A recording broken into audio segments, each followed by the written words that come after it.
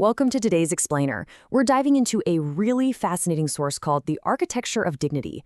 And honestly, this one completely flips the script on humanity's centuries-old pursuit of fairness. We're going to be tracing how civilizations have wrestled with the whole concept of equality, and we'll unpack a 2,000-year-old truth about human value that, well, society's somehow completely missed. It's a pretty wild journey that challenges how we think about fairness and human nature. To start us off, I want to ask a difficult, maybe even a slightly uncomfortable question. Has true equity ever actually existed? I mean, every revolution in history has promised it, right? Every utopian vision imagines it. But if we completely strip away our ideologies, put aside what we hope for, and look strictly at historical reality, we really have to ask ourselves, is a world of perfect equals actually a thing? Or have we just been chasing a beautiful illusion? Because when you look at historical attempts to create perfect equity, the track record is, well, it's revealing.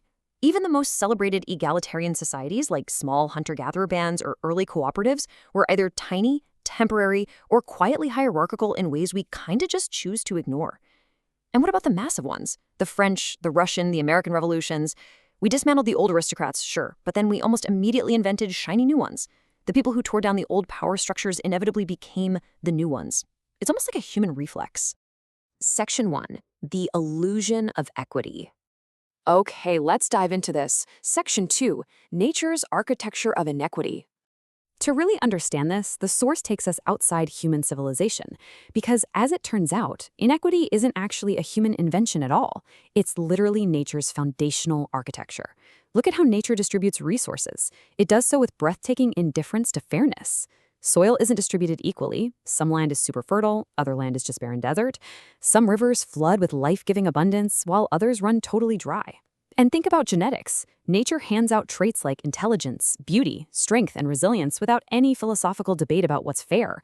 The rain just falls where it falls. The elephant doesn't apologize for being huge, and the eagle doesn't feel guilty for having wings. But here's a crucial distinction our source makes.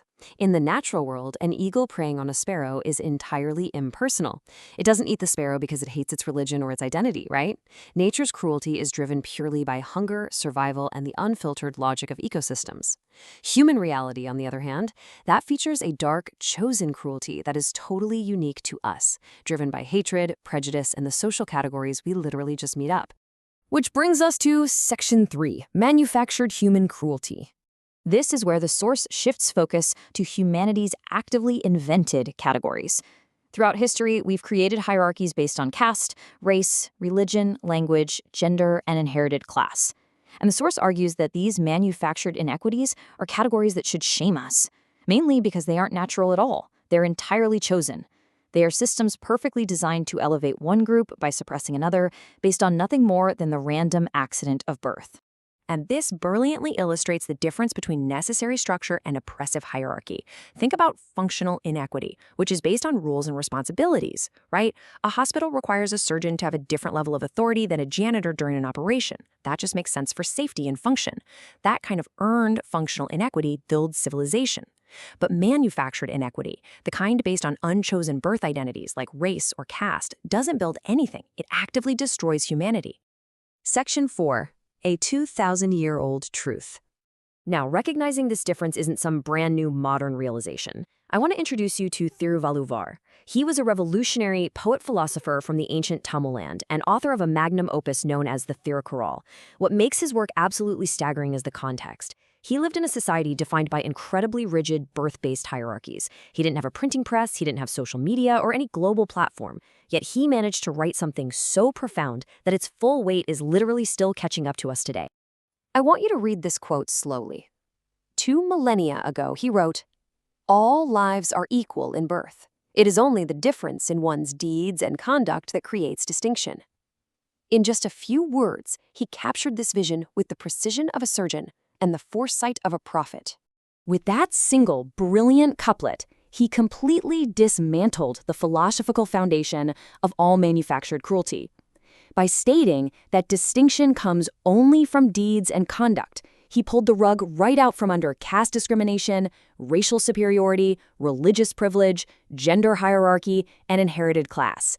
He didn't promise some utopian world without any differences. Instead, he promised a world where differences are earned by what you actually do, not arbitrarily imposed on you by how you were born. So the crucial point is, this wasn't some communist demand for perfectly identical outcomes for everyone. Actually, it was a highly realistic, moral standard for judging human worth. We are equal in our fundamental humanity and dignity, period. But we are distinguished, and rightly so, by our deeds and our conduct. It's acknowledging that while we can't all end up with the exact same outcome, we must all be treated with the exact same inherent worth from day one. Section 5, the architecture of dignity.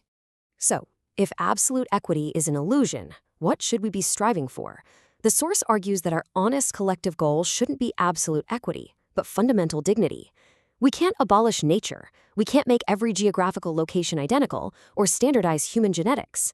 But what we absolutely can do is ensure that no human being is ever exploited, degraded, or denied opportunity simply because of where, how, or to whom they were born. And this is where history presents such a tragic irony. 2,000 years ago, this clear wisdom was delivered. Yet for centuries, civilizations that claimed to revere justice perfectly understood this, but consciously chose to look the other way in every generation. They just kept building racial hierarchies, persecuting minorities, and enforcing caste systems. And today, we are still caught in that exact same ongoing struggle against prejudice. So what is the path forward? Well, it's not about making these grandiose promises of perfect equality that are just going to be broken anyway. It's about 4 unglamorous daily works: actively reducing the cruelties we impose over identity, building systems that are completely untethered from birth, holding the powerful accountable when they weaponize their advantages, and above all, ensuring access to basic dignity for all so everyone can be judged purely by their deeds. The source leaves us with this incredible mic drop question. Will we finally see the humanity before the identity? The developer just asks us to look at the person in front of us and see their inherent dignity first, before we see their caste, their color, or their creed. It's a test humanity has failed for 2 millennia. But you know what? It's not too late to begin passing it. The question now is, are we finally ready? Thank you so much for exploring this explainer with me today. Let's go out there and see how we can build an architecture of dignity in our own lives.